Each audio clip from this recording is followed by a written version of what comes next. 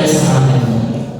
Opo, sir, gusto ko kasi naman sa ibang sila projects, I really know some innovations din sa tech industry and I will impart na po. Ang hirap naman po na may sa marketing na hindi mo ma-experience sa data development. Bali naman yan. So, tell me about the time may problem sa company mo. Paano yun natin? After po meron na last year po, realize na hindi na mag-realize. Tapos ako po dedication 2 weeks na lang. So, ginawa ko po, I really appreciate the time and professionally and we work overtime na deliver to quality output po. So, ako rin naman ako lang Okay, good. How do you manage yung stress sa work? Well, sir, I believe in balance, sir. So, I make at least private tasks and communicate openly with my team. So, kung magaling ka leader, magaling ka student. Nice. So, welcome back in a few days for the final interview. Thank you. Thanks, sir. Miss Mia, thank you for coming back. Let's make this quick.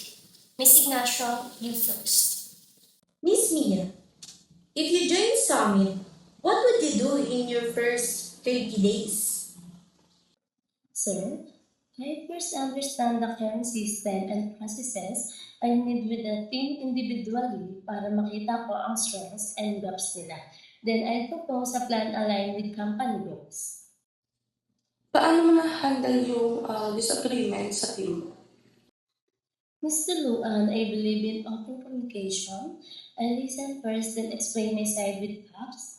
If we still disagree, I look for a middle ground or test both approaches. Hindi ako maarte sa ego ko. Sa tingin mo, ano ang biggest challenge ng department namin ngayon?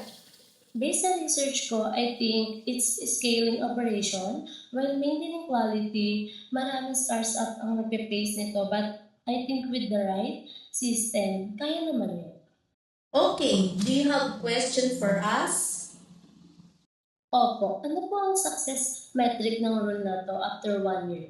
And what's the company culture like sa Summit?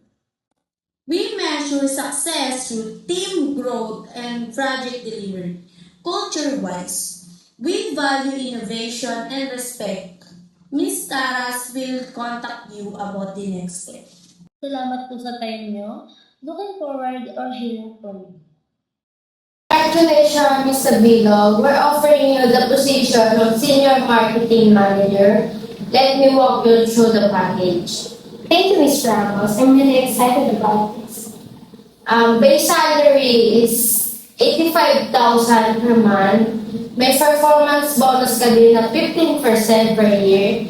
HM mo kaagad from day 1 kasama ang dependents mo. Vacation leave is 15 days per year, 10 days sick leave. May Christmas bonus din kami, usually 1 month. I appreciate the offer, Ms. Ramos. However, based on my experience in the market, I was hoping for 95,000 base salary. I also brought my portfolio of achievements of previous company. Meron akong record at 30% increase sa client retention during my tenure. That's impressive, Mr. Bilog. Let me see what I can do. Kung mag-agree tayo sa 90,000 pesos, pwede na ba yun? I can accept 92,000 pesos. And I'd like to confirm the HMO coverage in writing, including my parents. Deal. I prefer the contract by tomorrow. When can you start? I can start 3 weeks from now, Ms. Ramos. It's March 15.